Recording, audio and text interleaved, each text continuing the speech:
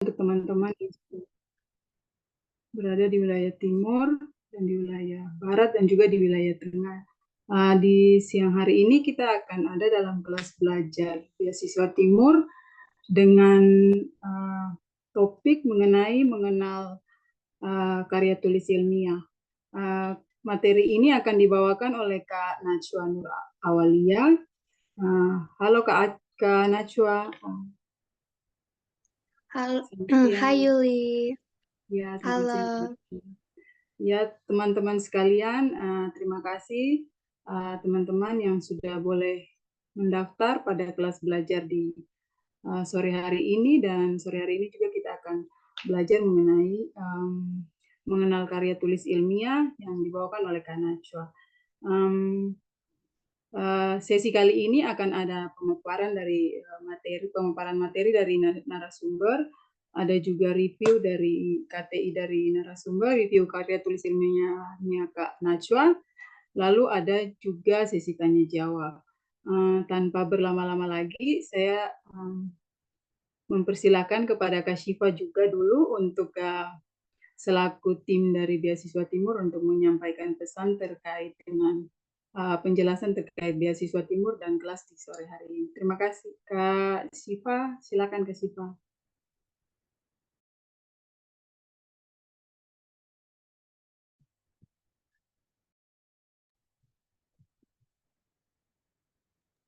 Oke, halo teman-teman. Sebelumnya di sini saya mewakili Kak Cica dan Kak Dayu. Aku founder dari Beasiswa Timur. Nah, saya Syifa, koordinator kelas belajar. Beasiswa Timur itu pada tahun 2020 bergerak di bidang pendidikan, komunitas yang dibagi di grup WhatsApp dan Facebook. Bentuk kegiatan yang telah dilakukan oleh Beasiswa Timur itu seperti adanya kelas belajar, ada mentoring. Komunitas ini memiliki 12 relawan dari Papua, NTT, dan Maluku. Beasiswa Timur sendiri berfokus pada pendidikan dengan membagikan informasi beasiswa melalui media grup WhatsApp dan Facebook. Kelas belajar kita di siang hari ini, terima kasih kepada Nana yang sudah berkenan untuk menjadi pemateri. Tanpa berlama-lama waktu, saya kembalikan kepada Kak Yuli untuk memandu lagi sesi kita pada siang hari ini. Belajar kita pada siang hari ini. Terima kasih. Terima kasih Kak Syifa. Teman-teman semua, untuk ketahuan kita, narasumber kita merupakan mahasiswa berprestasi di Universitas Gadjah Mada di tahun 2024.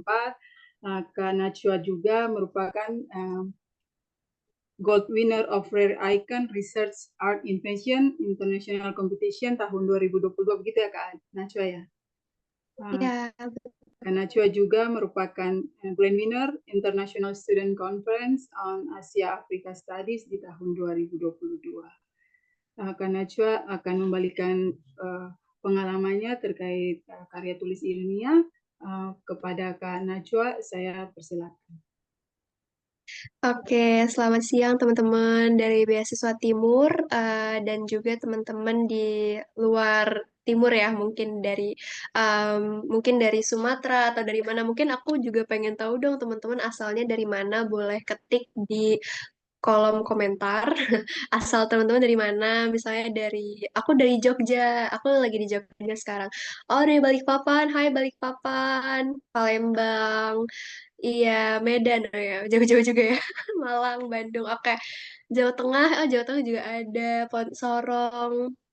Iya, semoga ini cukup rame ya, nggak cuma dari Jawa Barat, bahkan tadi dari Sorong, dari Medan juga jauh-jauh banget. Bahkan aku belum pernah ke Sorong dan ke Medan, guys. Jadi seneng banget bisa ketemu sama teman-teman di sini yang cukup beragam ya. Dan harapannya, oh dari Jayapura, hai Jayapura. Iya, di sini mungkin aku bakal sharing-sharing. Jadi feel free nanti kita diskusi di akhir ya. Dan di sini aku bakal share pengalaman based on my experience. Jadi kalau misalnya nanti ada yang mau didiskusiin atau Iya, oh my God, thank you yang dari Kupang. Iya, jadi kalau misalnya teman-teman nanti ada yang mau nanya gitu ya, feel free banget gitu karena aku suka banget diskusi. Jadi kalau teman-teman nanti di sesi akhir masih ada yang bingung atau mungkin masih kayak rancu gitu ya sama penjelasan aku, nanti kita bisa diskusi lagi. Mungkin tanpa berlama-lama aku bakal izin untuk share screen ya, teman-teman. Wait, kita coba share screen dulu.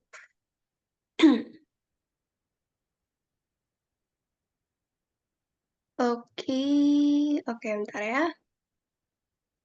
Hmm, Zen.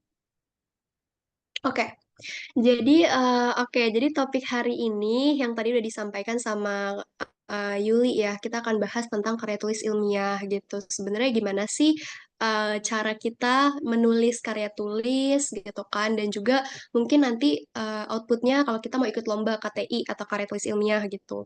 Gimana sih cara memenangkan gitu? Karena kan sayang ya kita punya skill tapi terpendam gitu, nggak dieksplor gitu. Makanya di sini aku bakal share tips-tips juga berdasarkan yang pernah aku ikutin yang mungkin bermanfaat gitu buat teman-teman. Oke, jadi short introduction. Tadi udah sempat dikenalin sih sama kakak moderator kita. Jadi hai, aku Najwa, tapi feel free untuk panggil aku Nana.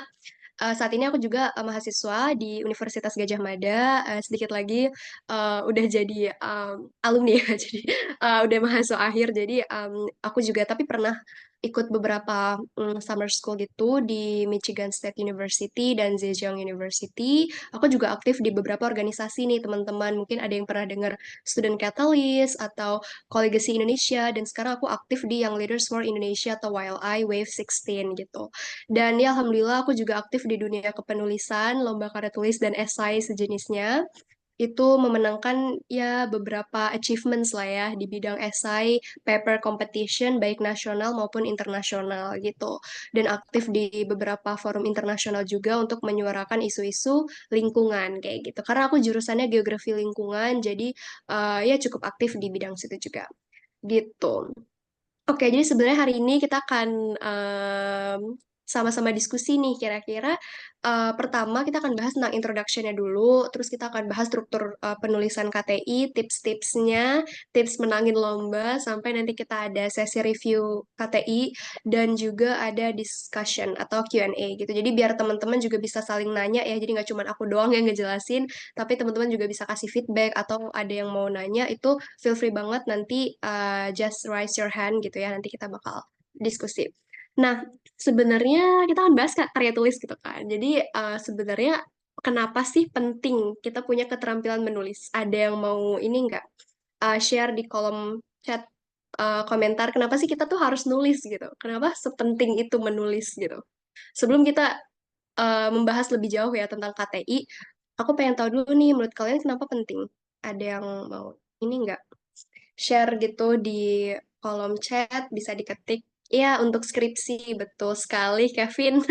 Kita pasti akan nulis skripsi ya, dan juga disertasi, tesis gitu. Sebagai mahasiswa, itu wajib gitu. Karena dengan menulis kita mampu menuangkan ide. Betul, betul, Abizar, thank you. Oke, kurang lebih itu ya. Jadi emang kalau dalam dunia akademik itu pasti menulis itu jadi hal yang penting. Entah itu untuk nulis skripsi atau tugas akhir, atau juga untuk menulis laporan, nulis paper, apapun itu pasti itu menjadi hal yang sangat penting ya dalam dunia akademik. Mungkin kalau non akademik mungkin belum terlalu di highlight, cuman kalau kita sebagai mahasiswa itu sebagai kunci dasar gitu ya. Jadi memang itu skill yang menurut aku juga penting banget untuk ditingkatkan kayak gitu. Ada salah satu quotes yang aku suka banget dari Barack Obama. Dia bilang kalau writing itu adalah suatu latihan yang penting banget gitu. Suatu exercise gitu kan. Suatu latihan dalam mengolah pola pikir gitu. Jadi nggak cuma fisik aja yang dilatih nge-gym gitu. Cuman kita juga harus melatih pikiran kita, melatih cara berpikir kita gitu kan. To clarify what I believe gitu kan. Jadi memang kalau misalnya kita ngomong nih kayak gini, itu kan bisa aja hilang gitu. Cuman kalau kita menuangkan dalam tulisan, terus kita publish atau kita misalnya buat buku atau kita buat tulisan itu tuh bisa terkenang gitu, bisa baca kapanpun gitu kan, entah itu platformnya online atau fisik gitu kan. Jadi benar-benar menuangkan apa yang kita percaya, menuangkan apa yang kita pikirkan, apa yang kita lihat gitu, what I see and what I care about, apa yang kita peduli sih, apa yang passion kita, dan benar-benar itu menggambarkan nilai hidup kita gitu. Jadi benar-benar menurut aku menulis itu adalah sesuatu yang nggak harus ranahnya ilmiah, tapi bisa aja tulisan fiksi atau fiktif gitu kan, misalnya novel dan lain-lain, itu kan banyak juga yang berasal dari tulisan-tulisan non-ilmiah kan. Jadi itu juga suatu seni ya atau karya. Jadi menulis itu adalah suatu seni gitu. Jadi memang bagaimana itu bisa kita latih juga. Mungkin kita akan bahas dulu sebenarnya ini pengertiannya deh gitu ya. Kenapa sih pengertian karya tulis itu apa? Jadi kalau menurut beberapa ahli gitu ya, salah satunya Pak Eko ini bilang kalau karya tulis ilmiah itu adalah sesuatu yang ditulis sesuai dengan bukti dan fakta gitu, dasarkan pada apa? Observasi. Terus ada evaluasi, penelitian di bidang tertentu yang memang disusunnya itu berdasarkan metode tertentu gitu. Ada metodenya gitu, metode penelitian atau metode penulisan dengan sistematika penulisan yang dapat dipertanggungjawabkan kebenarannya atau keilmiahannya kayak gitu. Jadi di sini pun memang dibilang kalau karya tulis itu tuh ada metode ilmiahnya. Jadi metode tuh kayak kuncinya gitu. Yang itu tuh bakal kita pertanggungjawabkan juga. Kalau skripsi juga itu kan pasti metodenya tuh bakal ditekankan kan, bagaimana sih cara penyelesaiannya, cara kita solve problem ini tuh pakai metodenya apa kayak gitu kan. Terus ada logika ya kan. Terus juga kita tuh mencari teori-teori yang itu tuh relevan untuk menjawab solusi atau menjawab permasalahan yang kita angkat gitu kan. Jadi teori sebelumnya tuh apa? Kita compare gitu. Kita coba bandingkan dengan teori-teori yang ada sama penelitian sebelumnya dan lain-lain untuk menuliskan suatu pembahasan kayak gitu. Nah, itu kurang lebih pengertiannya ya. Intinya sesuatu yang memang bersifat ilmiah, ada metode ilmiahnya, terus juga harus ada dasar teori yang jelas kayak gitu. Nah, kalau struktur KTI, sebenarnya ini mungkin teman-teman juga udah familiar mungkin ya, karena kalau mahasiswa kayaknya udah jadi makanan sehari-hari buat laporan, makalah, atau apapun gitu ya. Nah, yang pertama itu adalah pendahuluan, itu pasti ada pendahuluan tuh kayak bagaimana kita latar belakang masalah, rumusan masalah, tujuan penelitian, dan manfaat itu ada di pendahuluan gitu ya. Nah, yang kedua itu adalah kajian teoritis atau misalnya kajian teori lah. Teori-teori apa sih yang dibahas? Teori-teori yang menjadi dasar kita membahas itu tuh apa? Misalnya teori tentang teori tentang misalnya ekonomi atau teori tentang pergeseran lempeng atau teori tentang misalnya konsumsi atau apalah gitu yang kalian pakai. Nah, teori-teori itu tuh bener-bener nggak cuman nggak cuman pengertian atau definisi aja, tapi dasar yang kalian pakai gitu. Misalnya tuh apa teori dari, misalnya teori tentang ekonomi modern atau teori tentang apa yang kalian pakai gitu kan. Jadi itu dasarnya gitu ya, hasil penelitian yang relevan, kerangka pemikiran, bahkan hipotesis juga ada di bab 2. Nah, bab 3 ini adalah metode penelitian.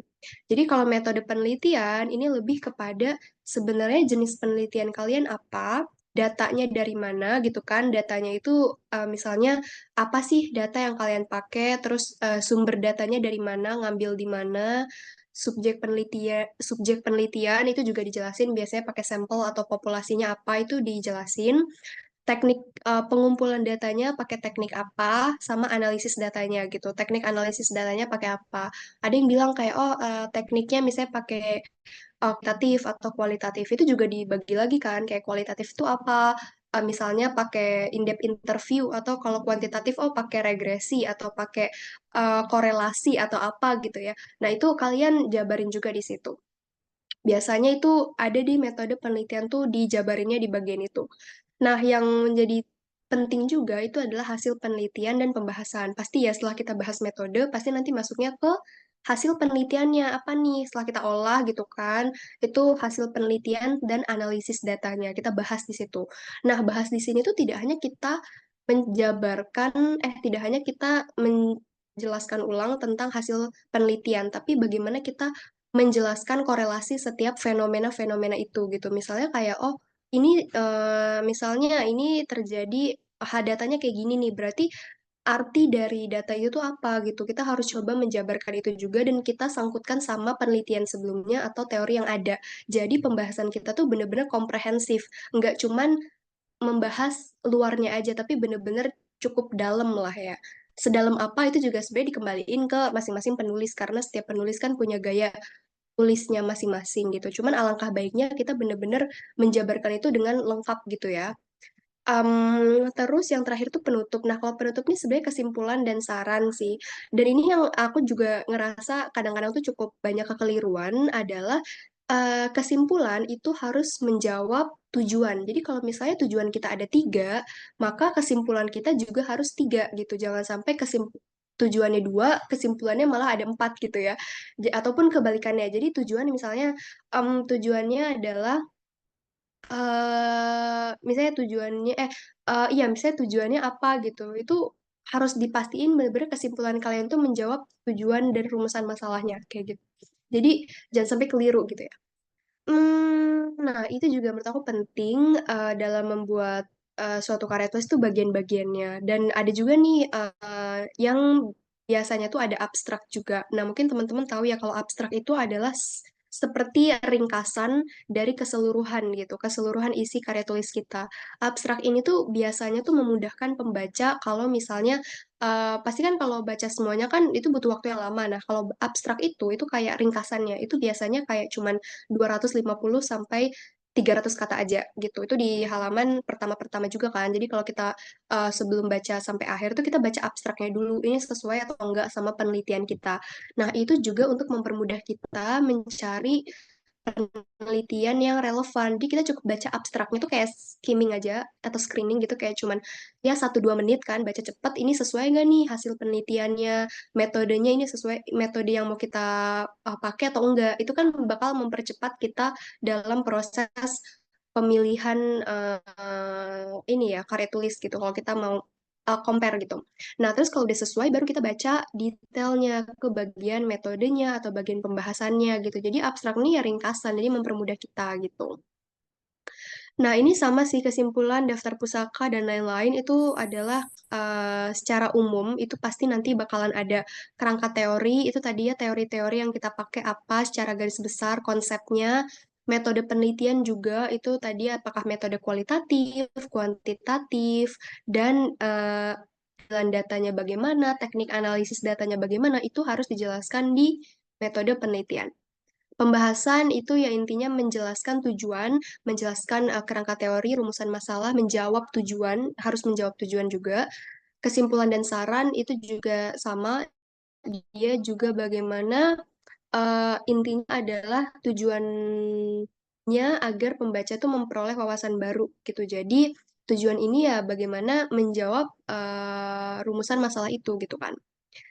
Gitu. Nah, daftar pustaka ini intinya referensi yang kalian pakai gitu ya. Itu harus dicantumin juga, jangan sampai kita nggak mencantumkan karena sebenarnya itu bakal dinilai juga gitu. Bagaimana kalau kita menggunakan daftar pustaka yang relevan, yang up to date gitu ya, misalnya di range 10 tahun gitu ya, misalnya nggak lama banget gitu referensinya, itu bakal cukup menjadi pertimbangan juga dan semakin lengkap referensinya itu daftar pustakanya akan semakin banyak. Jadi kita semakin banyak membaca gitu. Jadi perbanyak juga referensinya dan ya banyak juga sih tools yang bisa dipakai untuk memudahkan nulis daftar pustaka kayak Mendeley itu gratis juga. Jadi kalian bisa pakai Mendeley itu yang nanti masuk langsung terhubung terintegrasi sama Google Word kalian. Jadi bisa dipakai kayak gitu. Nah, itu kurang lebih struktur KTI ya. Nah, yang ketiga adalah cara menulis KTI. Sebenarnya kalau aku sendiri, biasanya nulis KTI itu pertama tuh aku bakal menentukan temanya dulu gitu. Tema, topik, atau permasalahan yang mau kita bahas tuh apa. Nah, ini tuh akan mempermudah untuk mengkerucutkan kalau misalnya kita topiknya tentang lingkungan gitu. Berarti kita bakal cari jurnal-jurnal atau referensi-referensi yang lingkupnya itu di lingkup itu gitu. Jadi nggak terlalu melebar. Nah, jadi ketika kita udah tahu topik temanya atau inti yang mau kita bahas, itu akan lebih mudah kita mencari referensi gitu ya. Jadi mempersingkat waktu. Yang kedua, itu kita juga harus tahu tujuan tulisan ini tuh mau apa.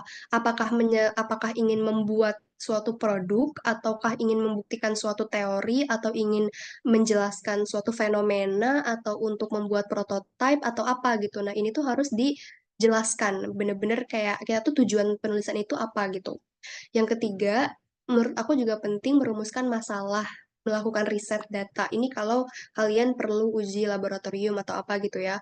Kalau aku kan misalnya nggak pakai uji laboratorium kan. Nah, jadi kita bisa risetnya itu pakai tools. Misalnya pakai alat kalau kita tuh ada SPSS atau RStudio atau Stata atau tools lainnya lah yang memudahkan kita ngolah data gitu. Jadi pakai pakai udah pakai software tertentu. Nah, ini juga yang nggak kalah penting adalah ketika kita nulis tuh kadang kan bingung ya kalau nulis langsung banyak. Nah, caranya kita buat outline-nya dulu gitu, buat kerangkanya dulu. Misalnya di bagian misalnya di bagian latar belakang itu paragraf pertama bahas misalnya bencana di Indonesia secara umum. Terus nanti masuk nih paragraf kedua bahas bencana di Pulau Jawa misalnya. Terus nanti yang ketiga bahas tentang misalnya fenomena gempa bumi di mana. Jadi bener-bener kayak kalian tuh kalau ini tuh untuk mempermudah itu biasanya aku lakuin juga membuat outline atau kerangkanya dulu. Jadi kayak poin-poinnya dulu tuh dibuat. Nah, nanti setelah poin-poinnya udah dibuat, baru nanti kita kembangin dari poin-poin itu gitu. Jadi, itu akan lebih mudah ketika kita mau nulis. Jadi, kayak udah ada gambarannya gitu kan. Nah, terus ketika udah membuat kerangka atau outline, udah ada nih poin-poinnya setiap paragraf mau bahas ini, setiap bab mau bahas ini, baru kita mulai nulis gitu. Karena kadang-kadang kita tuh takut nulis tuh karena udah ada pikiran kayak perfeksionis gitu kan, harus bagus. Padahal sebenarnya aku sendiri pun nulis tuh kayak butuh revisi berkali-kali gitu. Nggak sekali jadi tuh udah bagus tuh nggak mungkin gitu kan. Bener-bener kayak aku nulis tuh kayak bisa 10 kali, ya bisa mungkin lebih dari itu revisi berulang-ulang gitu kan. Bener-bener ya nobody's perfect lah ya, nggak ada yang sempurna, tapi setidaknya kita mendekati ke yang baik itu gitu kan. Makanya perlu proofread ya, jangan lupa dibaca ulang, proofread entah itu sama kita sendiri atau sama orang lain itu lebih baik ya, yang lebih paham, yang entah itu dosen atau ibaratnya orang yang lebih ngerti sama topik itu, minta saran, feedback, kira-kira tulisan kita nih kurang gimana sih, atau masih perlu diimprove di bagian mana sih. Nah, itu penting banget ya, karena kadang-kadang kita udah baca nih udah bagus gitu, tapi ketika kita apa ya, karya kita dibaca orang lain, bisa jadi itu kan orang lain malah menemukan gap ketika kita tuh nggak tahu gitu. Jadi orang lain tuh bakal lebih bisa melihat gap itu. Makanya penting juga intinya minta proofread sama orang lain gitu ya, orang yang lebih paham, misalnya dosen gitu, atau sama cutting atau siapalah yang kalian percaya untuk baca karya tulis kalian. Yang terakhir yang menurut aku nggak kalah penting itu adalah review. Jadi memang yang namanya menulis itu kan adalah suatu proses ya, nggak ada yang sekali jadi langsung bagus gitu. Emang butuh berkali-kali revisi juga. Nah, yang gak kalah penting adalah kita evaluasi. Ketika kita tuh udah tahu, ini kurangnya di mana sih, salahnya di mana sih. Nah, kita evaluasi gitu kan. Kita coba cari kekurangannya di mana biar kita tuh bisa terus improve gitu, skill menulis kita gitu. Karena aku pun dulu inget banget ketika SMP tuh aku nggak pernah ikut lomba karya tulis. Aku tuh SMP itu, mungkin SMP juga nggak ada karya tulis ya. SMP tuh aku mulai nulis itu inget banget nulis berita. Jadi dulu aku SMP tuh kan eskulnya tuh jurnalistik ya. Nah, jurnalistik itu kan aku di bagian redaksi. Jadi aku nulis berita tuh setiap minggu.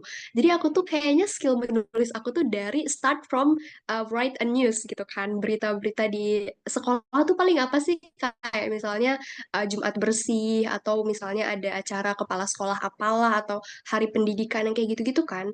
Nah, jadi tuh aku mulai membiasakan dari SMP mulai menulis sampai akhirnya mulailah ke ranah ilmiah itu mulai SMA, mulai nulis-nulis esai ilmiah, tapi ketika kuliah itu mulai fokusin ke karya tulis dan paper kayak gitu karena lebih advance kan, lebih ibaratnya apa ya, udah lebih inilah skillnya lebih diasah gitu. Jadi fokusnya itu lebih ke arah ilmiah gitu, nggak cuman ke arah berita atau apa-apa gitu. Cuman awalnya aku juga dari nulis berita dulu gitu sampai nulis esai, karya tulis dan lain-lain. Jadi emang mulai aja nulis, mungkin kalian juga bisa start journaling di buku diary kalian lah atau apa untuk membiasakan kita mencurahkan isi pikiran dan hati kita ke bentuk tulisan. Karena bahasa tulisan dengan bahasa lisan itu beda ya. Bahasa lisan sama bahasa tulisan tuh beda gitu, punya karakternya masing-masing. Jadi bagaimana kita punya pembiasaan itu. Mungkin itu terkait cara menulis gitu ya. Oke, nah mungkin ini ada juga beberapa contoh yang mungkin ini sebenarnya aku ngambil dari internet sih, contoh-contoh karya tulis yang mungkin bisa jadi referensi, tapi nanti aku juga bakal coba share karya tulis yang pernah aku tulis sama teman-temanku, karena biasanya kalau karya tulis tuh, kalau lomba kita kan tim ya, nggak individu gitu, jadi kita kayak ada partner nulis lah gitu. Nah, intinya kalau karya tulis nih yang bagian awal, ini emang latar belakang ya. Jadi kalau ini judulnya misalnya dampak limbah masker medis bagi lingkungan. Topiknya mungkin lebih ke arah lingkungan dan kesehatan gitu ya.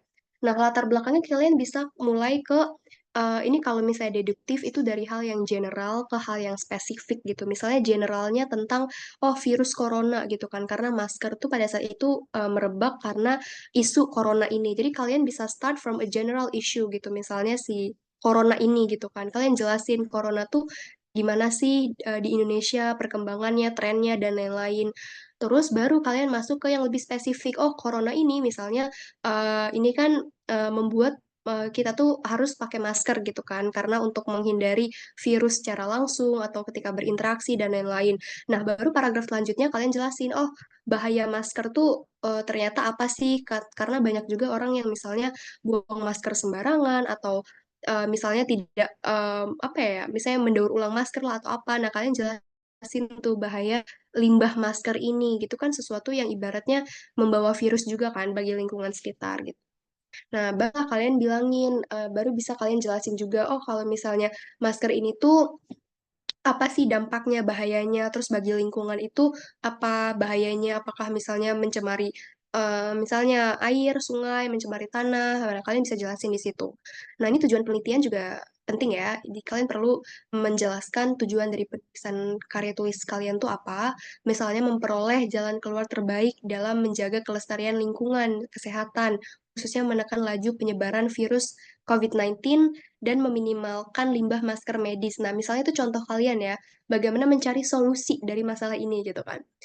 Nah, ini pembahasannya kalian bisa menjabarkan dari apa namanya fenomena-fenomena yang ada.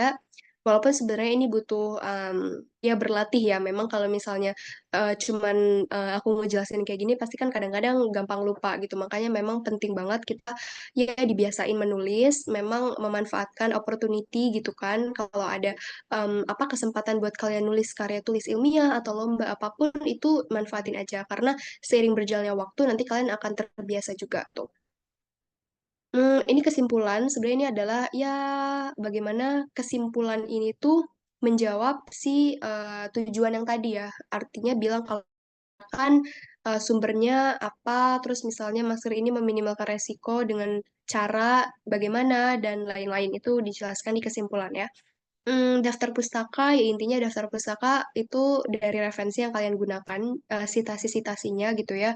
Jadi jangan lupa di apa? Jangan lupa kalian menggunakan sitasi yang sesuai. Nah, cara cara mensitasi juga itu ada tekniknya ya. Jadi jangan sampai nanti kena plagiasi, makanya perlu kita melakukan parafrase gitu. Karena kan banyak banget ya isu-isu yang memang apa entah itu lupa di parafrase atau cuman asal copy paste itu juga kalau bisa kita cermat lah, pintar dalam memilih kalimat agar itu tuh tidak terdeteksi plagiasi gitu. Sekarang menurut aku banyak banget tools yang bisa ngebantu kita untuk memparafrase. Misalnya Quillbots. Aku sendiri pun pakai Quillbots kalau misalnya mau parafrase karena itu emang cukup efektif menurunkan persentase plagiasi kita gitu ya. Jadi biar ibaratnya terdeteksinya itu unik gitu, nggak plagiat karya orang kayak gitu intinya.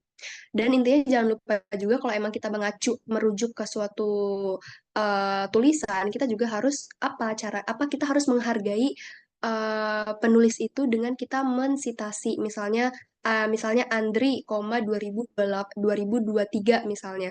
Nah, itu kan cara kita menghargai pemikiran si Andri ini gitu kan. Artinya kita merujuk ke si Andri ini kayak gitu. Makanya perlu juga kita melakukan sitasi kalau emang kita merujuk ke karyanya si orang itu. Itu adalah cara kita menghargai penulis gitu ya. Oke, selanjutnya ini yang kayaknya menurut aku cukup menarik ya, karena tadi kita kan udah bahas tentang karya tulis dan strukturnya, terus bagaimana contohnya gitu. Nah, ini yang menurut aku paling berkesan adalah bagaimana sih skill menulis kita itu bisa menjadi suatu prestasi, suatu karya yang ibaratnya bisa kita banggakan dan bagaimana juga bahkan kita bisa mendapatkan penghargaan dari tulisan kita gitu kan. Nah, salah satu caranya adalah kita mengikuti kompetisi kepenulisan, kompetisi esai, kompetisi paper, atau kompetisi karya tulis ilmiah ya, KTI gitu kan. Nah, sebenarnya untuk mahasiswa ini privilege banget karena banyak lomba-lomba kepenulisan itu yang memang khususnya bagi mahasiswa sarjana gitu. Jadi, kalau bagi teman-teman yang masih sarjana, yang masih statusnya mahasiswa, please manfaatin banget ini gitu ya. Karena aku nggak mau nanti teman-teman nyesel di akhir kayak, ya aku selama kuliah kok kayak nggak pernah ikut lomba apa-apa ya. Misalnya kayak teman-teman udah punya karya banyak dan lain, terus kalian ngerasa nyesel. Nah, aku nggak mau teman-teman nanti ngerasain itu di akhir gitu ya. Atau kalau kalian udah ngerasa cukup menyesal ya ibaratnya sekarang udah tahu nih kalian bisa mulai gitu kan. Karena aku juga ibaratnya udah tahun-tahun terakhir aku juga ibaratnya nggak punya banyak kesempatan lagi ketika nanti aku udah lulus, itu kesempatannya tuh beda, percaya deh. Karena bener-bener being a student, being a university student is a privilege. Jadi bener-bener itu adalah hak istimewa gitu kan. Jadi bermanfaatin kesempatan sebaik dan semaksimal mungkin ketika status kalian itu masih mahasiswa gitu ya. Karena banyak banget opportunity yang memang khusus untuk mahasiswa gitu. And then aku bakal jelasin sebenarnya lomba-lomba KTI ini yang pernah aku ikutin. Ini sebenarnya cukup dramatik ya, agak-agak drama-drama gitu. Tapi kalian bisa lihat ini my journey ketika aku ikut lomba esai, lomba karya tulis di tahun 2020. Kayak aku tuh banyak banget kayak I got a lot of rejections di 2020 sampai 2022. Let's say hampir 2 tahun ya. Jadi 2 tahun aku tuh trial and error gitu kan. Aku nulis nggak pernah ada yang lolos kan. Aku nulis esai paling mentok-mentok cuman top 10. Nggak pernah sampai juara top 3 lah. Misalnya juara 3, juara 1, 2, apalagi juara 1 tuh kayak nggak pernah gitu kan. Bener-bener kayak ya udah bener-bener kayak clueless banget gitu kan, nggak tahu sebenarnya tuh nulis yang baik, yang benar, yang sesuai sama yang juri mau tuh gimana. Jadi bener kayak trial and error banget sampai ya bisa dibilang cukup rugi juga ya karena kan banyak lomba-lomba yang kita tuh harus bayar biaya pendaftaran kan. Misalnya let's say kayak 50.000, 100.000 lah atau berapa. Kalau KTI itu bisa 150.000. Jadi akhirnya banyak juga aku malah jadinya rugi gitu. Kita cuma ngeluarin uang tapi kok nggak balik modal gitu kan. Jadi itu juga akhirnya aku banyak belajar dari situ ketika aku 2 tahun aku trial and error itu aku udah ya aku bisa dibilang hampir 20 lebih lah bisa dihitung 27 kompetisi aku ikutin kepenulisan itu gagal semua. Maksudnya dalam arti gagal di sini tuh nggak top 3 ya, nggak dapet top 3 gitu kayak cuman finalis atau apalah gitu. Sampai akhirnya di tahun 2022 aku mulai tuh sadar kayak kayaknya aku harus evaluasi deh kayak nggak bisa nih cuman kita ikut doang tapi kayak kita nggak tahu sebenarnya salahnya di mana. Makanya itu aku bilang penting banget ketika kita ikut sesuatu terus kita belum berhasil, kita tuh coba evaluasi gitu, kita coba cari tahu apa yang kurang gitu dari karya kita dan coba kita lihat nih pattern atau pola orang-orang yang lolos atau orang-orang yang juara itu mereka tuh gimana karyanya atau tipenya kayak gimana gitu. Karena menurut aku itu bisa jadi pembanding gitu loh buat kita. Kalau mau menang tuh berarti kira-kira karyanya itu harus kayak gini. Terus misalnya harus angkat isu yang ini atau kira-kira harus modelnya kayak gini kayak gini kayak gini gitu. Jadi coba pelajari polanya karena setiap yang juara itu pasti punya masing gitu. Jadi kalian harus observasi dan analisis itu. Nah, dan yang gak kalah penting aku juga ngelakuin mentoring secara intensif kan. Aku waktu itu inget banget mentoring tuh aku nggak mau promosi, cuman waktu itu aku sempat ikut mentoring SCH ya atau Science Hunter Indonesia SH ya pokoknya Science Hunter Indonesia SHI ya Science Hunter Indonesia. Terus aku ikut berbagai mentoring private juga sama yang sering juara lomba-lomba kayak gini lah pokoknya. Jadi aku juga sampai ngelakuin itu gitu, bener kayak mentoring private lah atau mentoring kayak grup semi private atau berapa gitu kan. Bener-bener untuk cari insight gitu dari para mentor, karena ibaratnya kan kalau di situ ada mentor ya, ada orang yang bisa ngebimbing kita gitu loh. Jadi progres kita tuh dilihat, misalnya kita punya karya terus dinilai, kasih feedback, oh kita tahu nih kurangnya di mana kayak gitu. Nah, itu menurut aku penting banget juga. Sampai di tahun 2022, sampai sekarang alhamdulillah gitu ya, baru tuh mulai aku menemukan polanya gitu kan. Aku mulai menganalisis dari kegagalan-kegagalan aku itu, terus aku coba pelajari, aku cari tahu polanya. Oh, kira-kira kalau juara tuh berarti karyanya tuh harus kayak A, B, C, D, tipenya harus gini, sampai aku coba terapin di 2022 tuh aku baru tuh menang. Nah, dari situ aku mulai pakai tipe itu tuh ke lomba-lomba selanjutnya. Oh, berarti karena aku udah menang berarti aku udah tahu nih ibaratnya racikannya bumbunya tuh kayak gini gitu loh biar jadi enak jadi masakannya tuh harus kayak gini so the way we find the right ingredients kita tuh harus nyoba nyoba dulu kan kayak nggak mungkin langsung sekali jadi menang gitu so that's why kita harus emang mungkin harus banyak trial and error dulu tapi memang proses ini tuh bagi setiap orang tuh beda-beda ya bisa jadi ada orang yang trial and errornya lebih cepet gitu bisa aja kayak oh 5 kali gagal langsung berhasil gitu kan tapi setiap orang juga punya prosesnya beda-beda. Jadi jangan bandingin proses kita sama orang lain. Intinya adalah kita tahu dan kita belajar gitu. Bagaimana kita menemukan kesuksesan bagi diri kita sendiri gitu. Kayak the meaning of success itu beda-beda gitu. So that's why ketika 2022 sampai sekarang aku udah mulai tahu polanya, aku coba implementasiin dan finally I achieve more than 45 plus essay and paper competitions gitu di tahun 2022 itu awalnya aku ingat banget pas semester 5 lah semester 5 sampai sekarang udah semester 8 gitu ya kayak ya bisa dibilang hampir 22 hampir 2 tahunan lah ya hampir 2 tahunan aku mulai gitu ibaratnya aktif gitu kan lebih aktif lagi nulis dan ya alhamdulillah kayak dapat berbagai penghargaan baik nasional maupun internasional di esai, paper dan KTI. Nah itu juga ya mungkin kalau kalian lihat kayaknya enak banget ya Kak menang terus. Mungkin itu yang kalian lihat yang menangnya aja. Tapi sebenarnya aku juga banyak banget gagalnya yang mungkin nggak aku publish aja atau mungkin nggak aku kasih lihat lah ke orang-orang. Tapi intinya setiap orang tuh punya prosesnya masing-masing. Jadi kalian juga perlu ya kayak gitu. Kalau misalnya kalian sekarang ngerasa kayak kenapa ya kak aku gagal terus nih ikut lomba A belum berhasil. Siapa tahu mungkin memang kalian tuh lagi dalam proses pembelajaran gitu kan. Siapa tahu mungkin kalian harus butuh belajar lagi, butuh ibaratnya iya latihan lagi biar jam terbang kalian tuh lebih tinggi sehingga kalian tahu mana yang bagus nih karyanya, mana yang oh ini kayaknya masih kurang. Jadi kalian tuh udah punya insting gitu kayak gitu. Nah, mungkin aku share juga the story behind the victory gitu kan.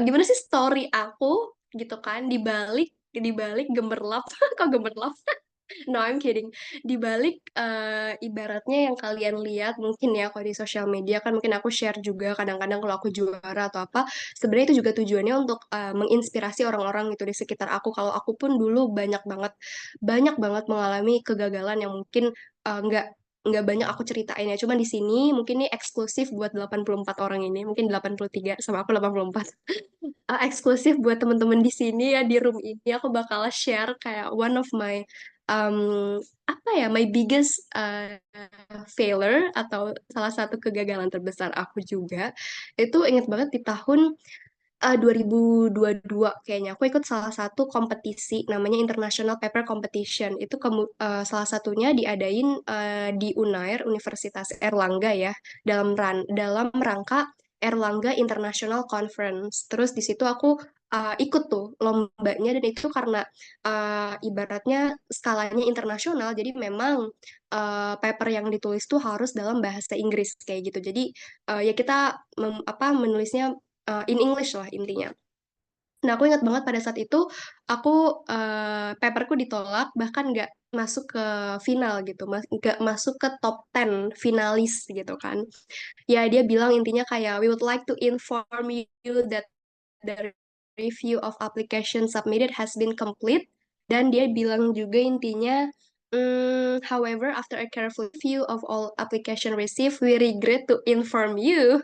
Ada kata we regret, kayak kami sangat menyesal gitu kan, kalau kamu tuh tidak lolos ke tahap selanjutnya. Itu kayak, ya oke gitu kan, berarti aku harus belajar lagi gitu kan.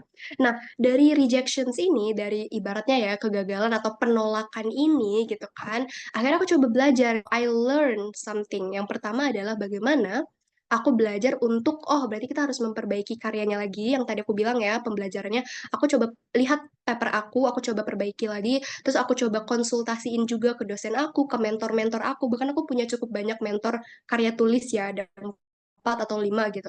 Aku coba konsultasi ke mereka, terus juga aku coba ibaratnya perbaiki ide akunya, gagasannya gitu kan. Oh kayaknya nih kurang apa nih, apa ya, mungkin aku coba sempurnakan lagi lah idenya. Jadi nggak nggak apa ya, idenya tuh tarafnya tuh emang udah taraf internasional gitu, nggak cuman cuman nggak cuman sih, maksudnya lebih ke kayak ya diimprove lagi idenya jadi biar lebih outstanding gitu. Aku coba belajar, coba improve tuh sampai akhirnya after rejections and then I learn, and then di tahun 2023 2024 baru I earn gitu kan. Jadi ketika aku dapat kegagalan, aku belajar, akhirnya aku dapat nih, ibaratnya aku bisa memetik buahnya gitu kan di tahun-tahun ini. So basically emang pasti bakalan apa ya? So there's a lot of apa namanya ekspektasi orang-orang misalnya, atau mungkin akan ada banyak hal yang kalian lalui juga nanti ketika kalian dalam proses pembelajaran. Mungkin banyak yang meragukan kalian, kayak ngapain sih ikut lomba lagi? Orang kemarin aja kalah gitu kan, cuman buang-buang uang. Banyak banget orang yang mungkin ada juga yang kayak gitu. Cuman intinya adalah ketika kalian percaya diri, kalian percaya sama kemampuan kalian, menurut aku kayak orang-orang yang nggak bisa ngedukung kalian kayak gitu tuh kayak udah dihiraukan aja. Toh mereka juga nggak tahu apa yang ingin kalian capai gitu kan. Jadi intinya fokus aja ke goals kalian dan goals yang ingin kalian kejar gitu. Makanya aku bersyukur banget aku pada saat itu tuh mengambil keputusan untuk belajar bukan menyerah. Karena kalau aku menyerah kayaknya aku nggak bakalan dapat penghargaan yang di sebelah kiri ini. Ini juga salah satu yang terbaru ya, di aku dapetin di bulan ini. Ntar dulu, ini bulan apa? Ya pokoknya di bulan-bulan inilah. Jadi aku dapetin juga itu di bulan Juni ya. Ya, aku dapetinnya di bulan Juni ini di Salatiga di Jawa Tengah kalau itu lombanya. Dan iya memang aku bersyukurnya aku banyak belajar juga dari teman-teman, bahkan aku ketemu sama berbagai mahasiswa dari universitas lain juga yang mereka juga hebat-hebat, idenya juga keren-keren, tapi yang mungkin juri itu punya penilaian khusus gitu. Nah, makanya nanti aku share gimana sih untuk dapat poin bagus atau poin yang tinggi lah dalam suatu lomba kayak gitu ya. Nah, intinya yang aku bisa kasih sarannya adalah it's not over until I win or until we win or until you win gitu. Jadi ketika kita belum menang, dalam arti menang di sini ya kalian definisikan menangnya kalian masing-masing. Misalnya ketika kalian belum mendapatkan apa yang kalian inginkan, ya berarti itu belum berakhir. So it's not over gitu. Ya berarti tugas kalian adalah berusaha dan terus berjuang untuk dapetin apa yang kalian mau gitu loh. So teruslah berjuang, memang itu adalah sesuatu yang perlu ditekankan juga, memang semua tuh butuh proses ya gitu, jadi nggak ada yang instan. Jadi ya di kuat-kuatin aja selagi memang kalian percaya kalau kalian tuh bisa dapetin itu kayak gitu. Terus ini aku bakal share juga sebenarnya tips. Nah ini juga kayaknya aku ini ya apa namanya yang bakal aku share tips memenangkan lomba KTI. Jadi tolong dipahami ya guys, karena aku nggak bakal ngulang lagi. Jadi yang pertama adalah kan setiap lomba itu kan pasti punya yang namanya guideline kan, atau buku panduan lah, kayak buku panduan kalau misalnya lomba tuh pasti ada, oh kriteria penilaiannya itu apa, terus apa namanya yang dinilai itu apa, berapa persen berapa persen. Nah itu kan pasti udah dijabarin kan di buku panduan. Jadi yang pertama yang harus kalian lakukan adalah kalian buka buku panduan itu, kalian pahami benar-benar buku panduan itu, setiap aspek penilaiannya itu kalian pahami. Misalnya penilaiannya apa, karya tulisnya itu dinilai apa, originalitasnya berapa persen, misalnya 30%. Oh, berarti ini harus ditekan ini ke originalitasannya gitu. Terus misalnya sistematika penulisan, oh itu 10% gitu. Berarti kan nggak gede banget, tapi ya penting juga gitu. Terus aspek lainnya misalnya apa, misalnya tentang ketajaman argumentasi atau aspek apalah. Nah, itu kalian perhatiin bener-bener setiap penilaiannya gitu. Karena setiap lomba itu pasti ada penilaiannya masing-masing, tapi kurang lebih sama gitu yang dinilai, walaupun bahasanya beda, tapi intinya sama yang dinilai. Jadi kalian pahamilah buku panduan itu.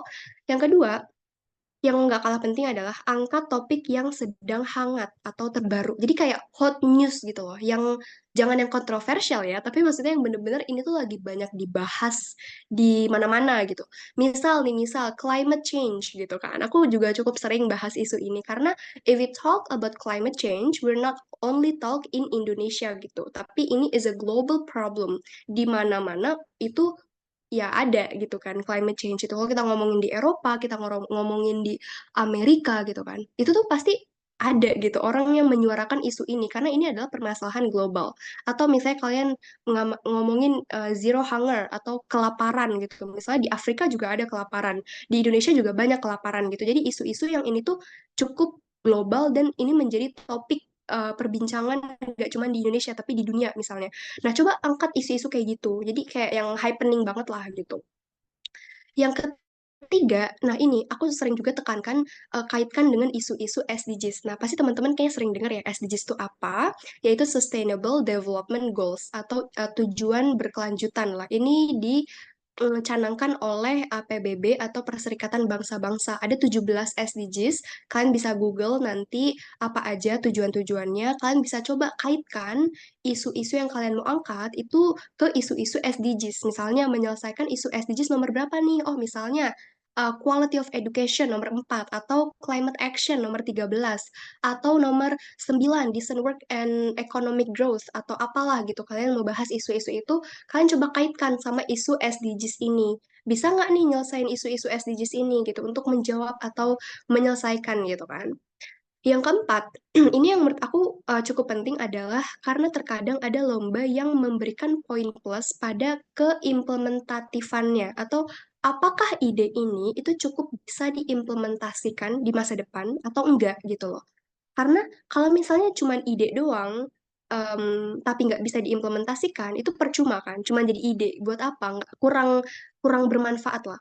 Tapi ketika kita menciptakan suatu gagasan, terus udah di ibaratnya gitu ya, udah diimplementasikan atau setidaknya tuh ada gambaran ini tuh bisa diimplementasikan dalam jangka waktu tertentu. Nah, itu akan menjadi poin plus.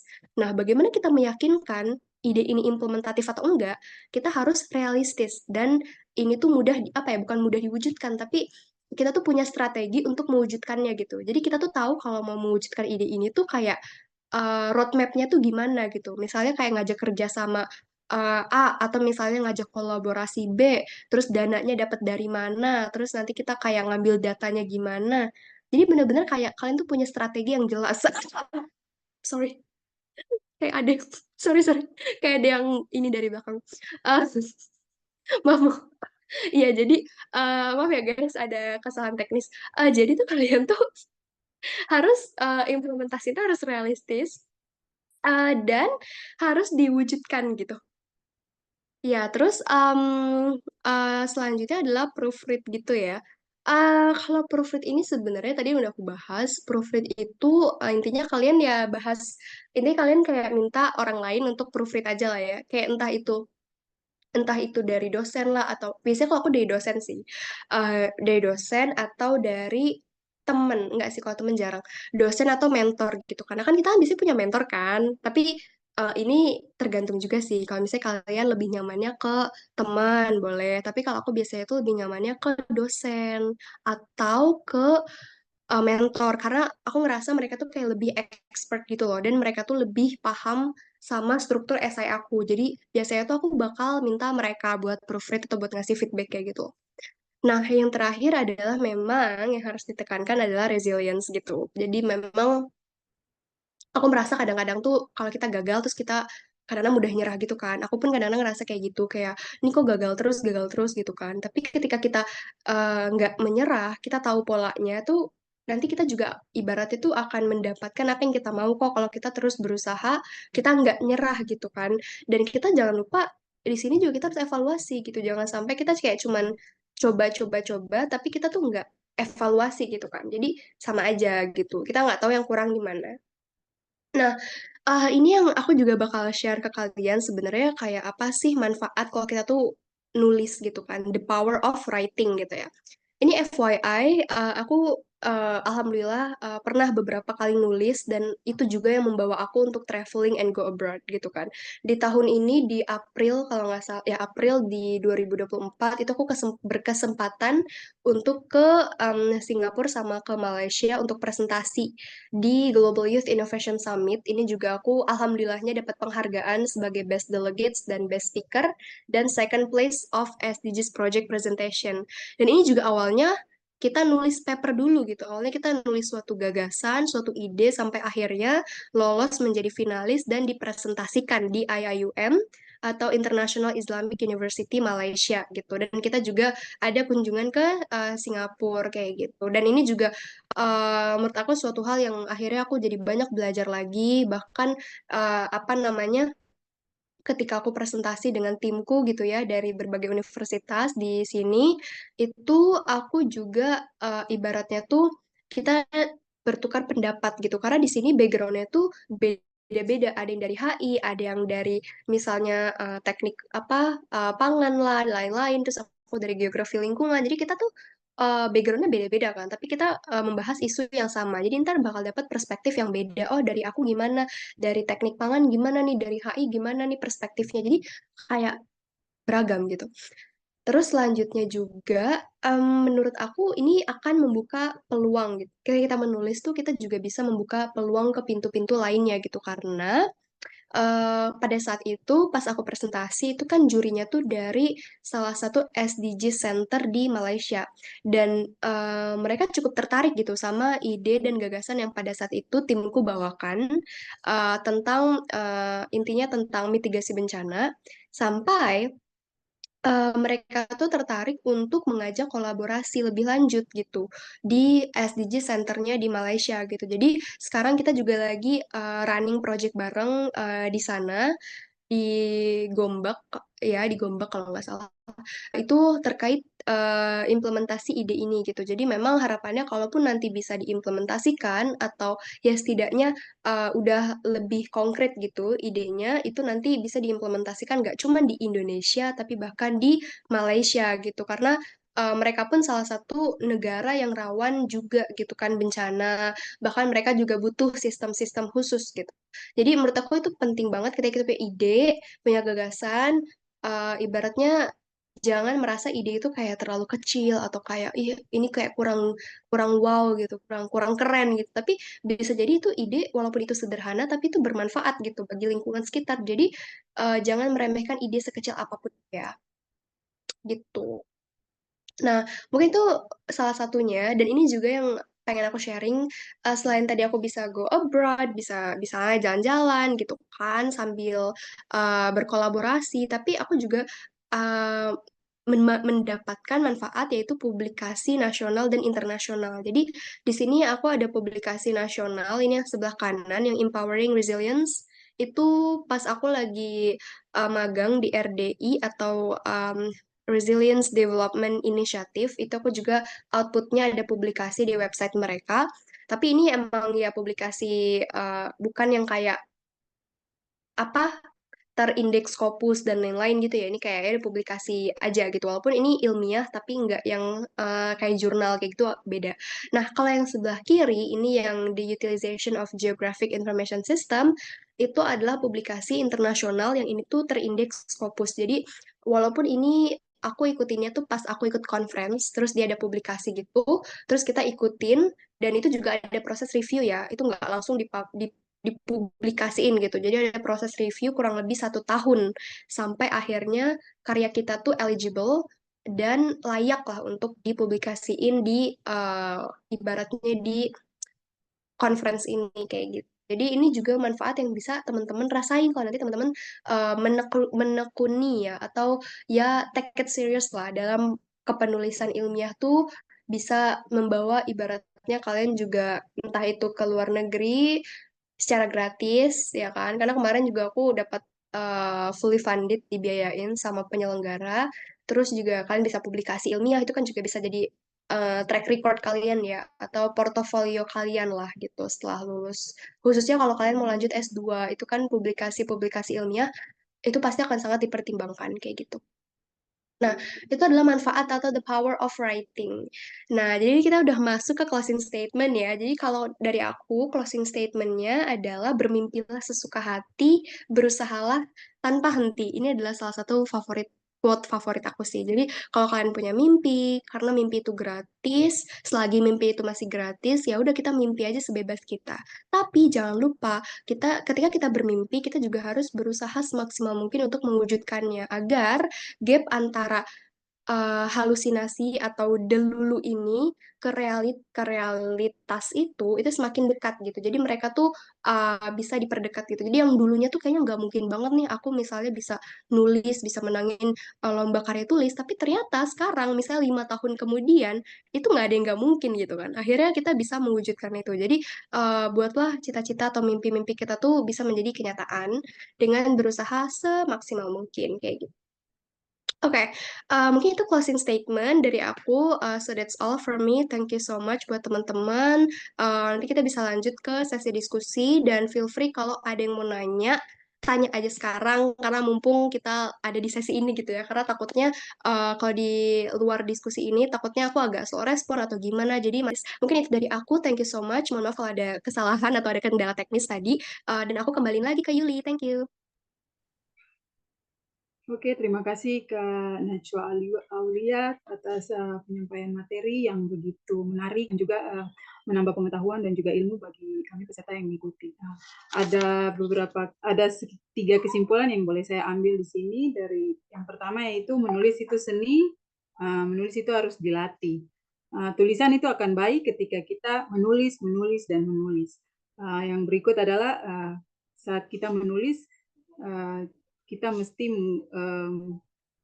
melakukan revisi, dan revisi itu sebisa mungkin di-proofread oleh orang yang benar-benar paham akan tulisan itu.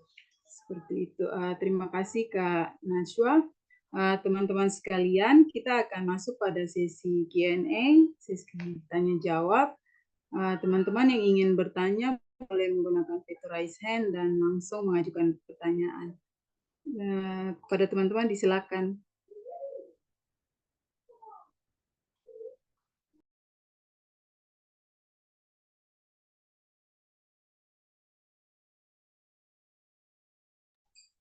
Baik, di sini sudah ada yang menggunakan fitur raise hand, ada Kak Man, ada Kakak Fahira, dan juga ada Kak Aldila. Teman-teman bisa bisa dengarkan pertanyaan supaya tidak ada pertanyaan yang berulang. Bisa dipahami saat teman-teman lainnya bertanya seperti itu. Kepada yang pertama Kak Man, silakan unmute dan langsung saja ke pertanyaannya.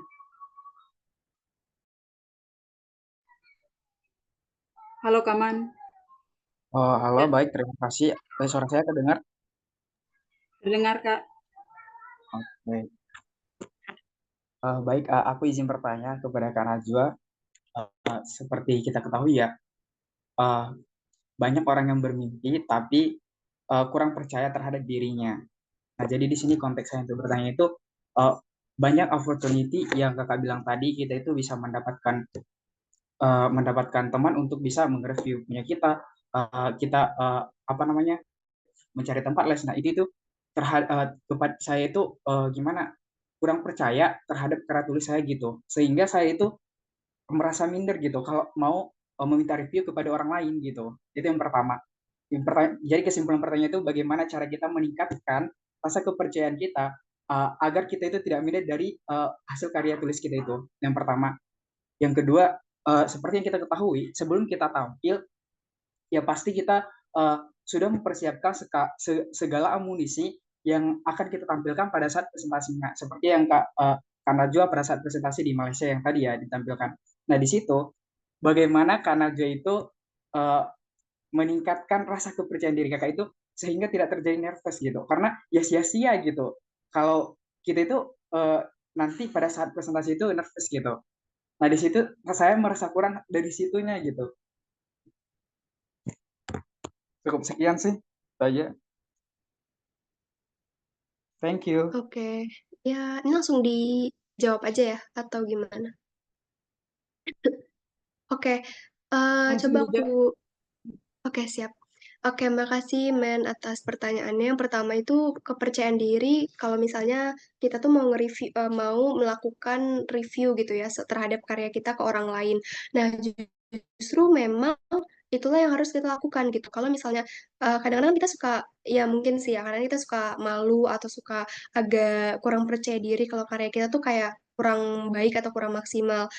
Nah, itulah justru tujuannya kita melakukan review agar kita mendapatkan perbaikan gitu. Jadi memang ketika kita melakukan review itu jangan jangan jangan takut salah, takut dijudge atau takut dikatain gitu kan. Tapi itulah adalah salah satu cara agar kita tuh mendapatkan feedback, mendapatkan saran gitu dari orang yang lebih paham, orang yang lebih ngerti, orang yang ibaratnya yang expertnya lah, yang ahlinya gitu. Agar karya kita tuh yang tadinya masih kurang, nah ketika kita mendapatkan saran atau feedback dari mereka, itu kita bisa melakukan perbaikan atau revisi agar lebih baik lagi, lebih maksimal gitu.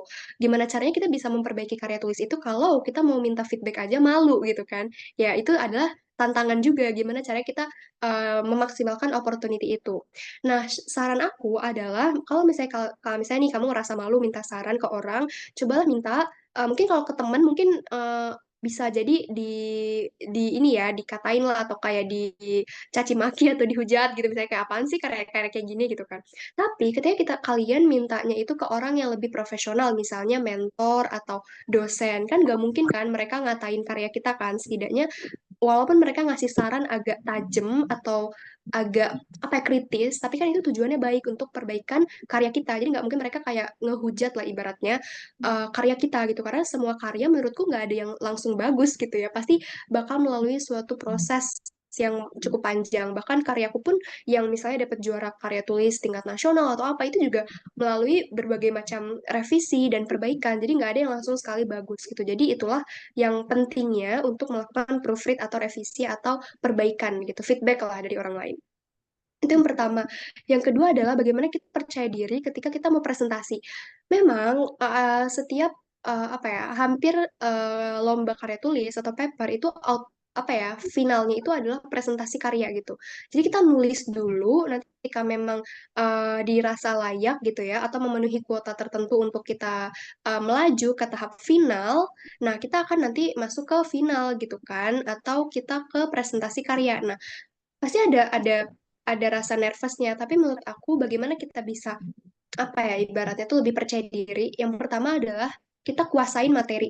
Menurut aku itu penting banget. Ketika kita menguasai materi, kita benar-benar kayak paham ide yang kita bawain, kita itu akan lebih percaya diri karena kita yang buat idenya, kita yang udah menganalisis ini, kita yang ibaratnya kita yang menciptakan ide ini loh, bukan menciptakan ibaratnya kita yang nulis gitu kan. Jadi kita harusnya lebih paham ya daripada orang lain gitu. Kita harusnya lebih paham atas apa yang kita tulis gitu. Makanya ketika kita menguasai ide, kita menguasai apa yang kita tulis, itu akan lebih percaya diri gitu. Ditambah lagi ya sering berlatih aja sih dengan di depan cermin atau sering berlatih sama teman kayak gitu akan ngebus apa ya ngebus confident kita lah percaya diri kita lebih yakin gitu. Semoga menjawab ya. Oke, terima kasih Kak. Oke, terima kasih Kaman. Selanjutnya ada Kak Fahira. Silakan Kak untuk pertanyaannya. Oke, sebelumnya terima kasih atas kesempatannya. Mohon maaf saya tidak bisa on cam karena ada halangan. Jadi pertanyaan saya kepada Kanana itu kan kalau KTI kan banyak ya Kak, kayak ada esai ilmiah, terus juga jurnal dan sebagainya. Nah itu kan kadang kalau ada suatu instansi atau lembaga yang mengadakan esai ilmiah, itu kan kadang temanya ditentuin ya. Contoh kayak global warming. Nah itu kan global warming itu memang agak sulit ya menurut saya karena jujur saya juga belum paham tentang global warming, maksudnya belum pengalaman gitu kalau bikin esai. Nah, itu apakah data yang kita peroleh untuk menjadi bahan penelitian ini harus berdasarkan observasi lapangan atau bisa lewat kayak jurnal-jurnal lain yang menjadi acuan? Kurang lebih itu aja sih Kak jawaban aku karena mungkin aku masih bingung terkait uh, esai ilmiah atau jurnal ilmiah yang haruskah itu berdasarkan bahan penelitian yang terjun langsung ke lapangan? Tuh, Kak. Terima kasih sebelumnya.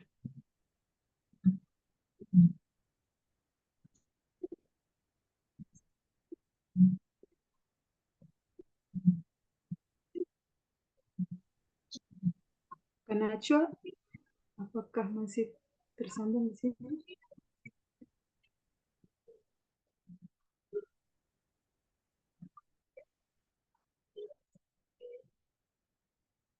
Oke, halo.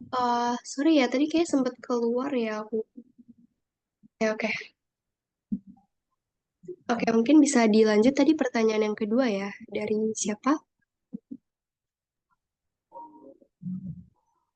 Kak Fahira, bisa diulang pertanyaannya, Kak Fahira? Oke, baik. Terima kasih atas kesempatannya. Akan saya ulangi pertanyaan yang akan saya ajukan. Jadi, terkait karya tulis ilmiah ini kan banyak ya kan anak kayak esai ilmiah atau jurnal ilmiah atau sebagainya. Nah, beberapa instansi atau lembaga yang mengadakan kompetisi esai, saya lihat itu kan temanya ditentuin ya, Kak. Nah, itu apakah data yang kita peroleh untuk bikin esai itu harus berdasarkan data lapangan atau bisa em, lewat jurnal lain yang menjadi acuan. Misal contoh eh, temanya ditentukan dengan judul global warming. Nah, itu apakah kita harus mencari data berdasarkan data lapangan atau bisa lewat jurnal-jurnal lain? Begitu pertanyaan yang saya ajukan. Mungkin itu aja. Terima kasih Kak Nana, semoga berkenan untuk menjawab. Oke, makasih ya Fahira atas pertanyaannya. Jadi kalau dari pengalaman yang pernah aku ikutin, memang kalau nulis esai, karya tulis atau apapun itu, ini konteksnya ini sih emang beda-beda ya. Tapi intinya apakah harus itu enggak gitu. Kalau jawabannya apakah harus itu enggak bisa.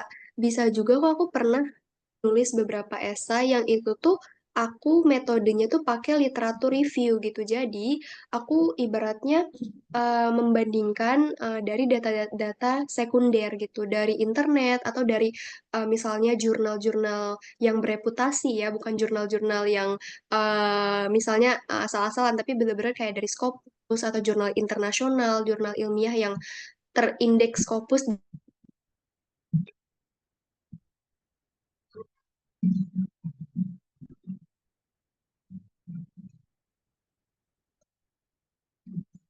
Pakainya sekunder, misalnya dari lembaga tertentu atau misalnya dari BMKG ya kan, global warming atau misalnya dari em, misalnya instansi dari dari BPS misalnya, Badan Pusat Statistik gitu, terkait data kependudukan lah apa. Nah, itu kita bisa pakai data itu sebagai data sekunder, data acuan, jadi kita nggak harus ke lapangan. Intinya, kalau memang data itu ada secara internet apa ya, kalau data itu memang beneran ada di internet dan nggak harus ke lapangan, ya kita bisa pakai data yang ada aja, nggak harus ke lapangan gitu, pakai data sekunder aja udah ada kan. Kan intinya menjawab pertanyaan, menjawab tujuan penelitian kita.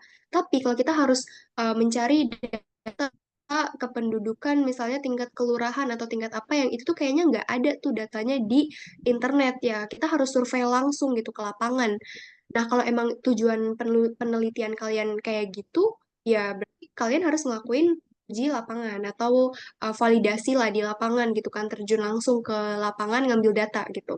Jadi sebenarnya untuk masalah pemilihan data atau penentuan data itu dikembaliin lagi ke tujuan penelitian kita, tujuan penulisan kita, kayak gitu. Dan apakah data itu tersedia secara online atau enggak?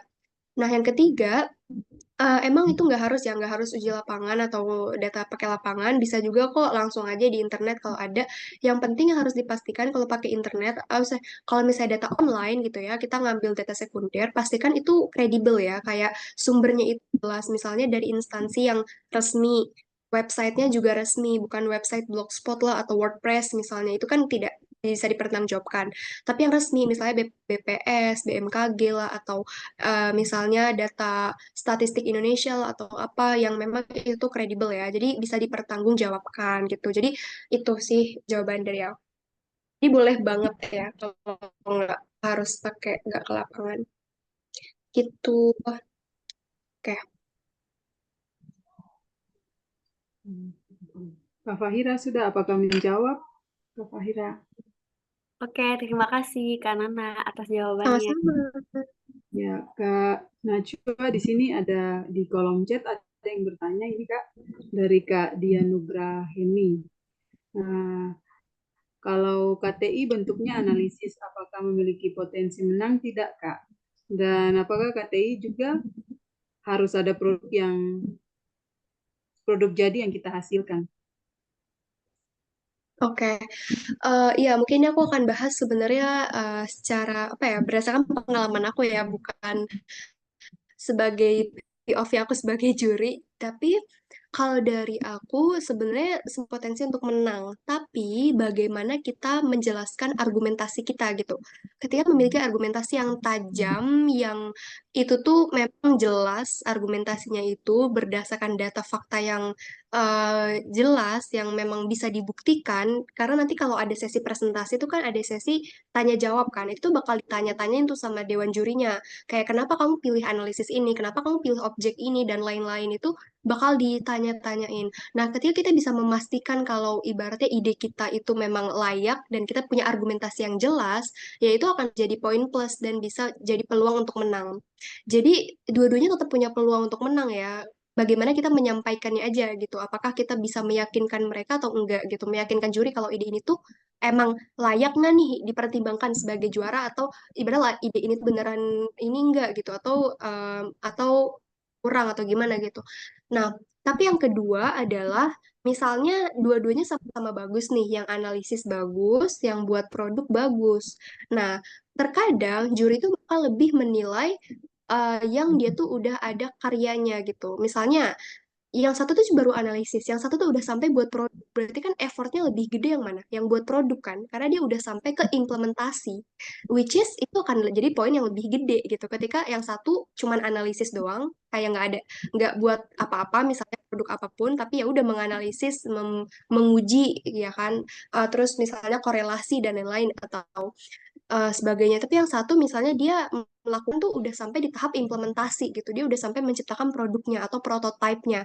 Ya pasti juri itu biasanya akan lebih memberikan poin tambah kepada orang yang udah ada di tahap implementasi, udah sampai membuat produknya, atau setidaknya prototipenya, atau setidaknya desain, atau setidaknya udah ada gambarannya lah gitu. Itu biasanya akan jadi poin plus karena itu udah ada di tahap implementasi, nggak lagi analisis gitu.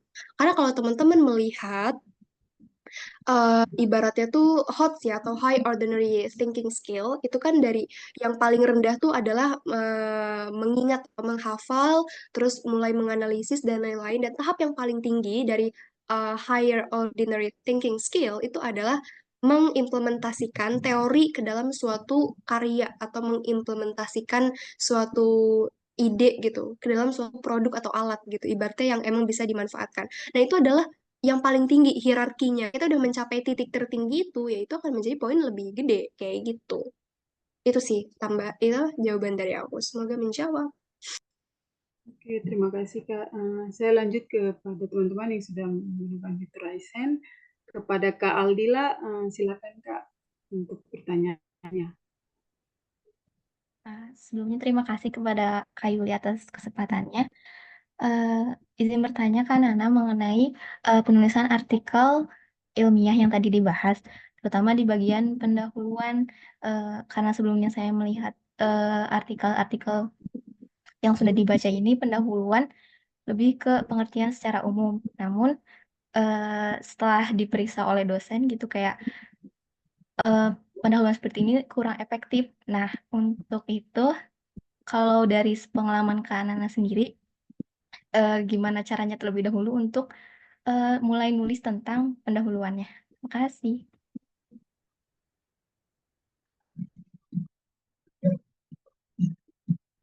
Bentar, maaf banget. Tadi kayaknya sempat terputus ya, Aldila. Boleh diulang lagi pertanyaannya?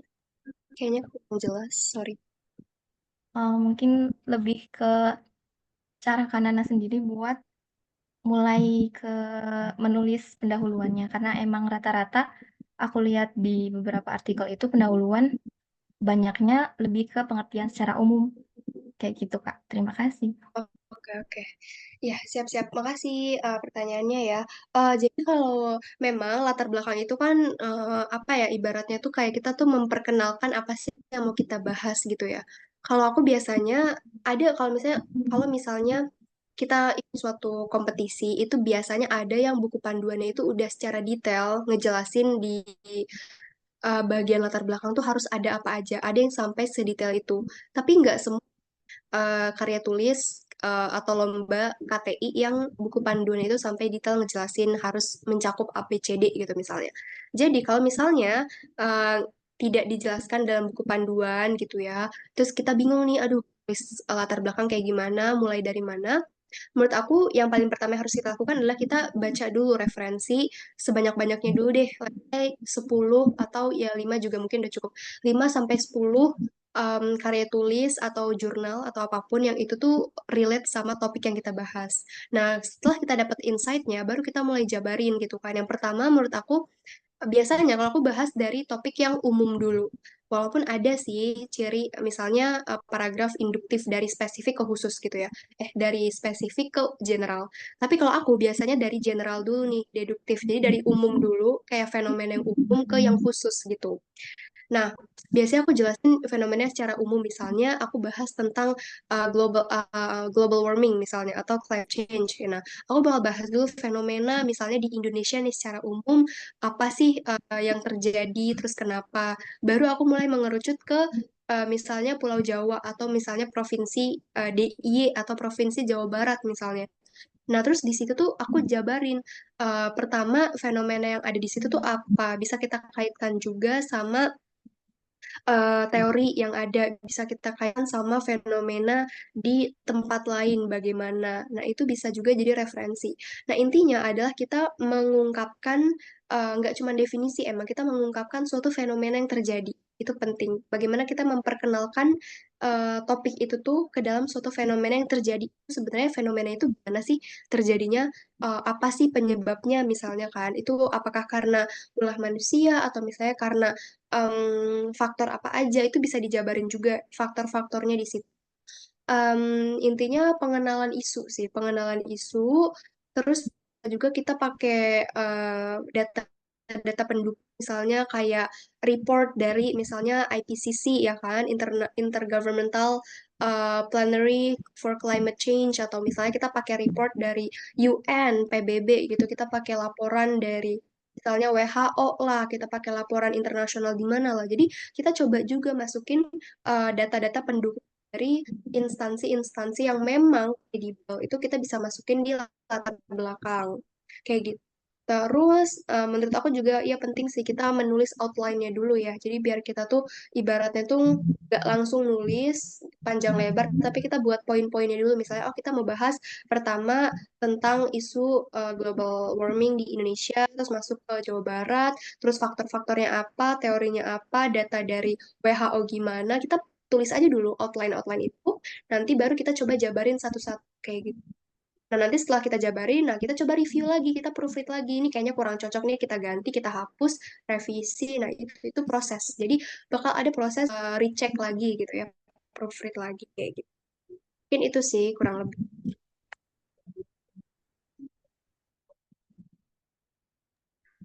Oke, terima kasih Kak Nacho atas jawabannya. Apakah terbantu Kak Aldila? Terbantu. Terima kasih, Kak Nana. Ya, Kak Aldila. Saya persilakan kepada Kakak Wahyuni, bisa langsung di-unmute dan boleh ajukan pertanyaannya. Baik, sebelumnya terima kasih Kak Yuli atas kesempatannya. Mohon izin bertanya Kak Nana. Ya, silakan. ini kan untuk membuat karya tulis ilmiah sendiri ataupun esai semacamnya itu kan perlu ide dulu ya Kak. Nah, untuk judulnya gitu, biasanya Kak Nana ini untuk mencari referensi ide tersendiri itu gimana Kak? Soalnya bagi saya untuk mendapatkan ide sendiri itu agak susah gitu ya Kak. Terus cara Kakak untuk mencari referensi jurnalnya itu bagaimana juga Kak? Terima kasih. Oke, iya menarik ya bagaimana menemukan ide ya. Jadi memang sebenarnya kalau aku biasanya tuh untuk menemukan ide itu ada dua cara. Tiga mungkin ya. Oke, yang pertama itu emang dari kita tuh membaca referensi. Jadi kita memang untuk menemukan suatu ide tuh, kalau aku biasanya ya kita baca dulu aja. Misalnya kita mau fokus nih ke isu tertentu, isu lingkungan misalnya, karena aku basic di geografi lingkungan, jadi aku ya udah fokus isu-isu lingkungan nih, misalnya tentang pencemaran air atau tentang polusi, tentang apa. Nah, aku baca-baca dulu dari jurnal-jurnal tertentu gitu ya, dari jurnal nasional atau bahkan jurnal internasional nih. Itu kan pasti punya perspektif yang beda kan ketika membahas suatu isu. Jadi kita ada dua perspektif gitu, nasional sama internasional. Kita baca-baca. Nah, ketika kita udah banyak baca, itu pasti percaya sama aku pasti akan muncul pertanyaan gitu. Ketika kita udah banyak baca tuh kan udah ada nih ilmu yang kita punya gitu kan. Ada pengetahuan yang kita dapetin, pasti muncul pertanyaan kayak, kok kenapa ya di Indonesia misalnya polusinya itu lebih tinggi gitu ya? Apakah karena tidak ada suatu inovasi yang bisa menurunkan polusi atau misalnya apalah gitu. Pasti itu akan muncul pertanyaan ketika kalian udah banyak membaca referensi itu pasti akan muncul suatu pertanyaan. Nah, jadi kalau kalian memang merasa masih belum ada ide atau pertanyaan, mungkin ini mungkin ya, mungkin hipotesis aku adalah ya kita masih belum banyak membaca, makanya belum ada pertanyaan yang muncul gitu. Karena ketika kita udah membaca, pasti kita ada gap knowledge gitu. Ketika yang A bilangnya kayak gini, yang B bilangnya kayak gini, oh ada yang kurang nih gitu kan. Gimana ya cara menyelesaikan gap ini gitu kan. Jadi intinya banyak baca dulu sih yang pertama ya. Yang kedua bisa dengan cara diskusi. Nah ini yang biasa aku lakukan juga sama teman-teman aku. Misalnya di grup yang emang kita tuh di bidang kepenulisan atau kalian punya study club misalnya atau yang fokus di bidang riset, karya tulis atau apapun. Nah, kalian bisa tuh diskusi sama teman-teman kalian tentang suatu isu. Nah, itu juga akan memunculkan pertanyaan-pertanyaan. Ya, ya kayak FGD lah, focus group discussion itu bisa memantik memantik gagasan-gagasan baru gitu dengan berdiskusi.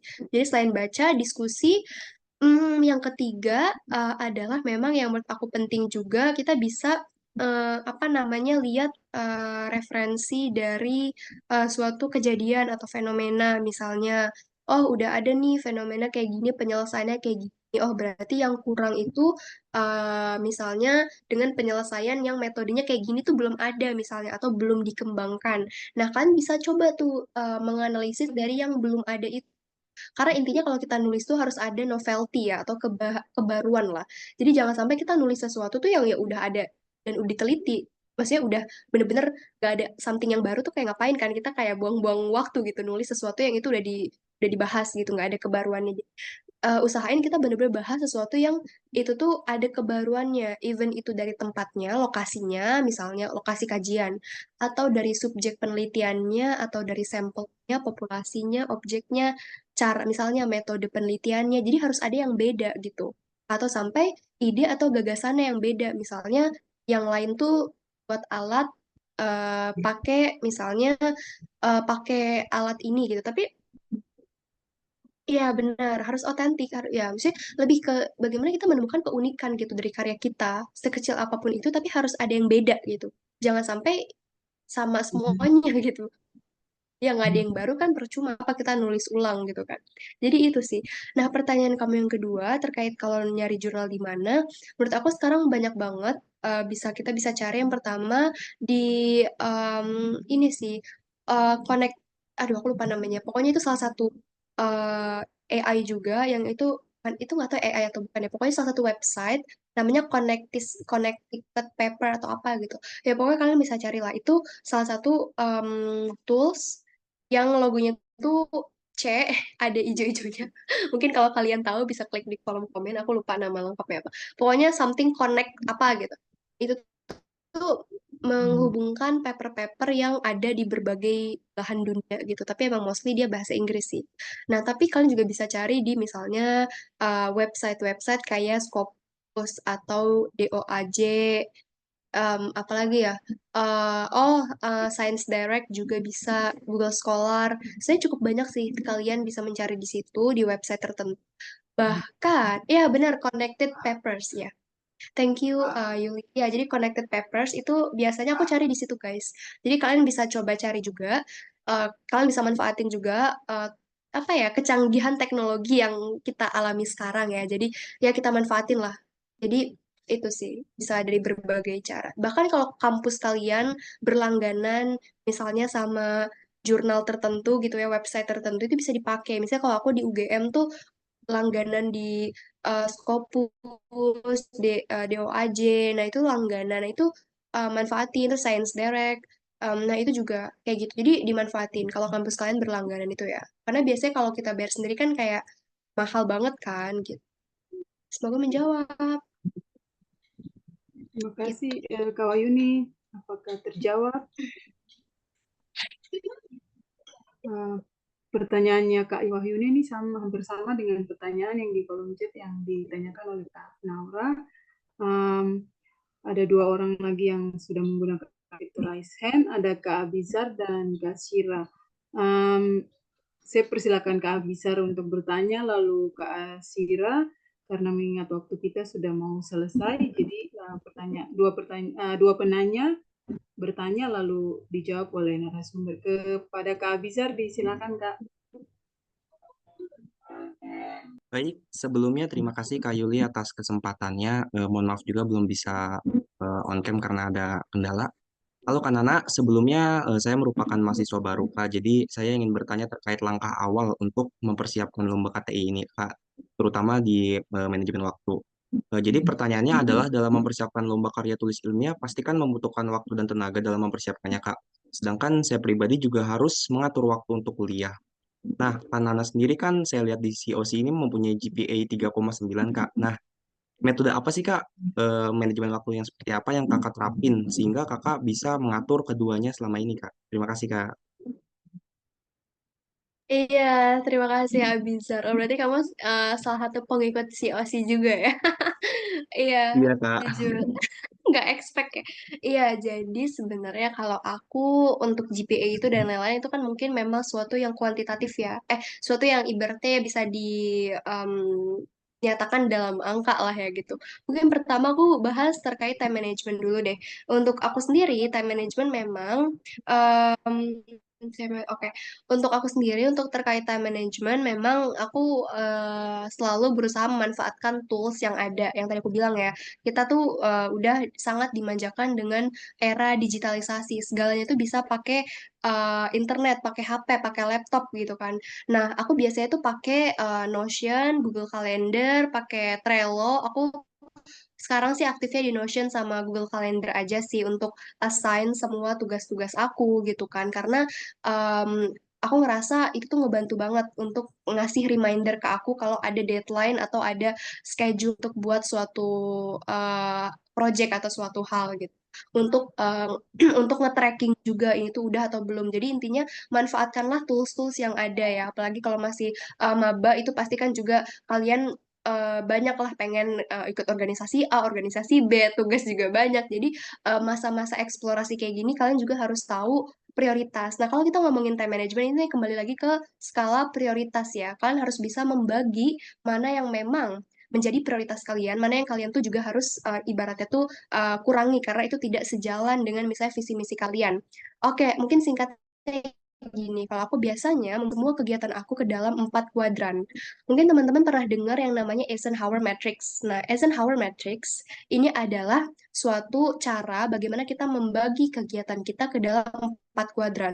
Nah, 4 kuadran ini kan ada apa 1, 2, 3, 4 ya. Nah, yang A ini yang ibaratnya tuh kuadran pertama itu dia tuh yang penting dan dia tuh urgent atau mendesak. Maka kalian harus melakukan itu, do it gitu kan. Kalian benar-benar harus prioritaskan itu. Nah, kalau kuadran yang kedua itu adalah dia itu penting tapi tidak mendesak gitu. Misalnya ujian buat minggu depan. Nah, itu kan penting, tapi nggak mendesak karena masih minggu depan. Jadi kalian harus schedule. Kalian coba ibaratnya atur itu kapan kalian harus belajar. Oh, mungkin lusa deh gitu. Nggak harus sekarang banget misalnya kan masih bisa kejar itu kan ibaratnya. Nah, yang ketiga, kuadran ketiga ini dia sebenarnya tuh nggak penting, tapi dia urgent atau mendesak. Misalnya, kalian harus banget sekarang itu misalnya ngapain gitu ya. Pokoknya itu nggak terlalu penting, tapi mendesak. Misalnya rapat organisasi lah. Terus kalian cuman jadi anggota yang rapat misalnya. Tapi kalian ada hal yang lebih penting. Nah, kalian tuh bisa mendelegasikan itu ke orang lain. Delegate gitu. Ke orang lain yang lebih bisa, yang lebih pantas. Atau yang ya ibaratnya yang mumpuni lah gitu. Nah, yang terakhir ini tuh kalian udah ibaratnya ya, yang terakhir kuadran keempat ini itu udah nggak penting, terus nggak mendesak. Nah, kalian harus delete gitu kan. Misalnya nonton konser, misalnya ya. Tapi kalau bagi kalian nonton konser tuh penting, ya nggak apa-apa. Atau misalnya nongkrong sama temen ke kafe berjam-jam, terus nggak ngapa-ngapain. Nah, itu kan sebenarnya buang-buang waktu kan. You can do something yang lebih penting gitu kan. Misalnya nugas atau ngerjain hal lain lebih penting, yang lebih kalian merasa itu lebih produktif lah. Tapi kalau cuma nongkrong doang, tapi kalian nggak mendapatkan sesuatu, misalnya ya udah kalian hapus itu, kalian delete. Nah, itulah yang aku lakukan dari maba, biar aku bisa maintain semua kegiatan aku tuh masih di bawah kontrol aku gitu. Jadi bukan waktu yang mengontrol aku, tapi I control the time, not time control me gitu. Jadi biasanya aku ngelakuin itu. Dan semoga ini juga bisa kalian terapin, cuman aku nggak bilang kalian harus kayak gini ya, karena mungkin setiap orang tuh punya metodenya masing-masing. Cuman kalau aku biasanya ngelakuin kayak gitu untuk lebih mudah tahu mana yang harus aku prioritaskan, mana yang harus aku delegasikan, aku schedule, mana yang harus aku delete kayak gitu. Nah, terus selanjutnya aku juga berusaha itu tentang time management ya. Yang kedua, kalau untuk biar GPA tinggi ya intinya kalian rajin belajar, jangan bolos kelas. Kalau dosen ngejelasin ya dengerin, aktif bertanya ya pada umumnya lah kayak gitu ya. Jadi tugas selalu dikerjain ya kan. Jangan telat ngumpulin tugas yang kayak gitu-gitulah pokoknya. Jadi ya kalian mungkin secara umum tahu ya sebenarnya. Jadi ya mungkin ada juga yang kelihatannya kayak males-malesan tapi GPA-nya tinggi ya. Mungkin karena dia kelihatan aja malas tapi di belakang itu dia rajin banget tapi nggak nunjukin. Ada juga yang kayak gitu guys. Jadi jangan shock ya karena di universitas tuh sangat beragam orang-orangnya. Ada juga orang yang kayak aku nggak belajar dapat 100, ayo siapa? Aku nggak kayak gitu sih, cuman ada yang kayak gitu guys. Jadi ibaratnya banyak banget orang-orang yang beragam. Jadi kalian harus ya beradaptasi, cepat beradaptasi. Terus kalau bagaimana cara agar kita tuh memulai untuk tadi apa ya? Memulai untuk membuat karya tulis ya, bagaimana? Sebenarnya kalau aku biasanya kalau mau ikut lomba nih pas masih maba, aku pun ikut karya tulis tuh semester 3 aku ingat banget. Bukan semester 1 ya, tapi semester 1 2 tuh aku fokus organisasi. Karena aku dulu anak ISEC di UGM dan cukup hektik banget jadwalnya. Jadi aku baru ikut lomba, aktif lomba tuh dari semester 3 sampai semester 8 inilah. Itu masih, tapi 8 ini udah ya udah aku kurang-kurangin lah karena udah ada fokus yang lain gitu kan. Salah satunya skripsi. Jadi aku fokusnya itu ya di semester 3 sampai semester 7 aja, 7 akhir gitu. Itu aku fokus lomba, bener kayak aku banyak-banyakin lomba, kegiatan organisasi ya juga cukup ada lah beberapa. Nah, awalnya adalah menurut aku yang penting kita temukan kalau tim ya, karena kalau kita ngomongin KTI itu pasti kita harus dalam tim gitu. At least berdua lah. Biasanya ada juga yang bertiga. Nah, kalau kalian ikut PKM, itu berlima tuh bisa. Nah, kalian temukan dulu orang yang emang sevisi semisi, yang bisa kalian ajak jadi partner. Jadi partner diskusi kalian, jadi partner lomba kalian gitu. Karena aku pun punya temen yang kalau aku lomba KTI itu, aku tuh sama dia terus gitu. Kayak dia lagi gitu kan. Jadi ya, coba carilah orang yang bisa kalian ajak untuk lomba bareng, belajar bareng, kayak gitu. Menurut aku itu penting karena lingkungan tuh penting banget ya guys. Ketika kalian berada di lingkungan yang tepat, potensi kalian tuh akan benar-benar maksimal. Tapi ketika kalian di lingkungan yang salah, yang tidak suportif, kalian tuh akan terpendam gitu, kalian akan ketutupan gitu kan. Jadi jangan sampai kita salah pilih lingkungan ketika di dunia perkuliahan, karena akan ada banyak orang, banyak karakter yang teman-teman itulah yang akan membentuk kita nanti. Kayak who your friends, so who you are. So be wise when you try to find your friends atau your circle atau your environment itu make sure benar-benar lingkungan yang suportif yang bisa buat kalian tumbuh dan berkembang kayak gitu. Semoga menjawab. Baik, yang terakhir ya Kak Syira, Saya persilakan untuk kasih bertanya. Oke, terima kasih sebelumnya Kak Yuli atas kesempatannya. Siang Kak Ya, Nana, sebelumnya aku merupakan siswa kelas 12, di mana sekolahku itu mewajibkan dalam membuat paper sebagai syarat wajib kelulusan. Nah, pertanyaanku, kan katanya perbedaan paper dan esai itu ada di dalam isinya. Dan yang paling mencolok itu menurutku ada di bagian sitasi.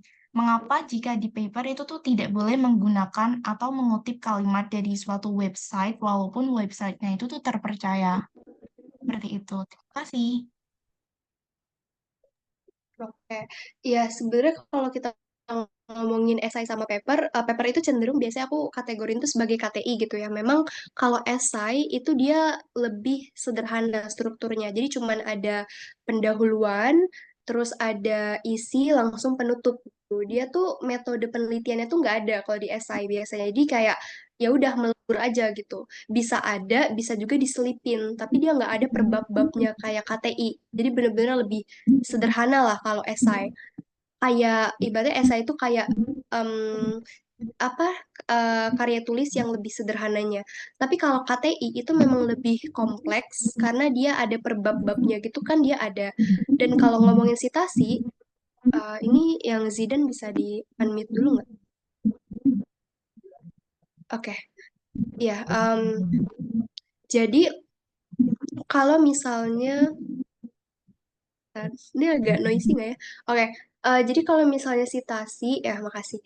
Jadi kalau misalnya sitasi itu memang kalau kita ngomongin website itu sebenarnya boleh-boleh aja, cuman websitenya itu harus kredibel karena walaupun itu agak tricky sih, ada yang bilang boleh, ada yang bilang nggak boleh. Tapi kalau website yang menurut aku kredibel kayak misalnya BPS atau BMKG atau misalnya websitenya itu kayak emang instansi resmi, ya menurut aku itu nggak apa-apa ya yang selama kita mencantumkan websitenya itu gitu sitasinya mencantumkan itu tapi kalau misalnya emang website-website yang emang nggak kredibel kayak Blogspot lah atau WordPress ya itu nggak boleh karena itu bukan website resmi yang memang bisa dipertanggungjawabkan datanya atau hasilnya gitu kan jadi itu jatuhnya lebih ke opini gitu bukan suatu yang pasti lah gitu jadi memang usahakan menggunakan website yang resmi. Tapi ya kalaupun bisa nggak dari website, misalnya bisa dari buku atau misalnya dari jurnal yang resmi, ya itu memang lebih bagus sih. Cuman kalaupun nggak ada mentok-mentok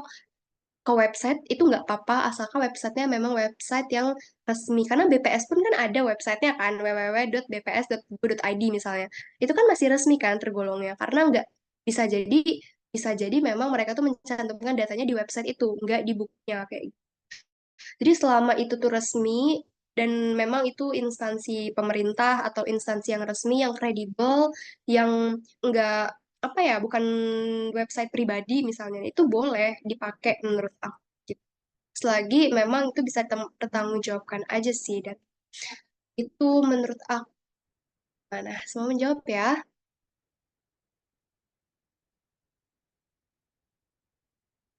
Ya, Kak, terima kasih. Oke, Oke. terima kasih teman-teman.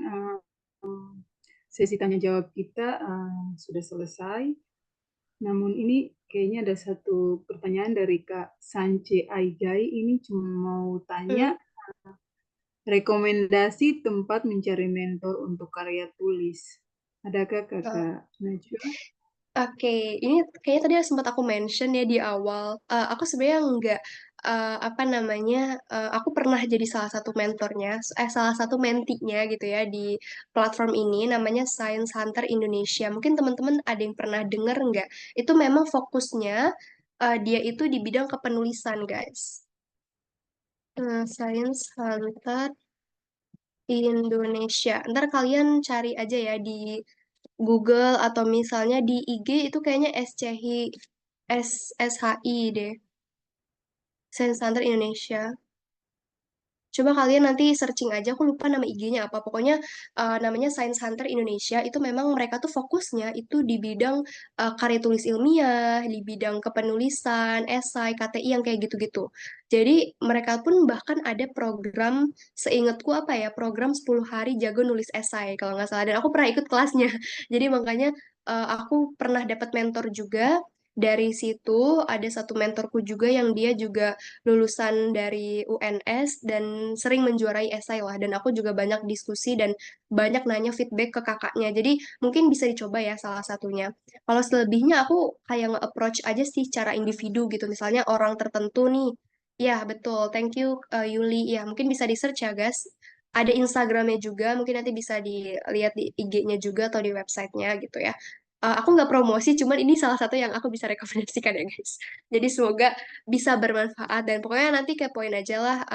Atau kalau aku biasanya juga approach secara individu. Misalnya aku kenal nih si Kak X misalnya, nah dia itu jago banget di bidang kepenulisan. Nah biasanya aku approach secara pribadi. Aku tanya entah itu di Instagramnya atau nanya di misalnya aku punya WhatsApp-nya, aku nanya ke WA-nya kayak Kak, aku pengen lomba esai, boleh bantu proofread nggak dan lain-lain kayak gitu. Siapa tahu kakaknya juga sangat apa ya welcome banget gitu mau apa bantu kalian, pasti bakal seneng banget kayak gitu. Gitu, semoga menjawab. Ya, terima kasih Kak Najwa untuk jawaban yang sudah diberikan. Terima kasih Sama-sama. juga teman-teman sekalian yang sudah memberikan pertanyaan dan sudah mendapatkan jawabannya. Waktu kita sudah hampir 2 jam, jadi saya mengakhiri untuk kegiatan kelas belajar di hari ini. Semoga apa yang sudah disampaikan dapat bermanfaat bagi kita semua. Waktu saya kembalikan kepada Kak Syifa. Kak Syifa. Halo, terima kasih untuk teman-teman yang sudah menyempatkan hadir di sesi kelas belajar kali ini. Dan saya senang sekali karena ternyata bukan dari Indonesia Timur saja, ternyata ada banyak sekali teman-teman juga dari bagian barat. Semoga dengan kegiatan belajar ini kami harapkan berimpak ke teman-teman. Teman-teman jadi mau nyoba untuk penulisan atau mungkin yang udah pernah nyoba buat nulis, mau maju buat lomba. Semoga dilancarkan dan jadi impact juga. Dan terima kasih sebesar-besarnya buat Nana yang sudah sangat welcome sekali untuk mau diajak jadi pemateri untuk kegiatan belajar kita pada hari ini. Sebelum menutup, mohon izin untuk teman-teman yang kiranya tidak punya kendala untuk on cam kita akan mengadakan sesi foto bersama. Mohon izin Kak Dayu untuk membantu. Oke. Oh iya, mau ngingetin buat nanti teman-teman boleh ya isi kolom feedback dulu untuk kegiatan kita pada hari ini. Sebentar.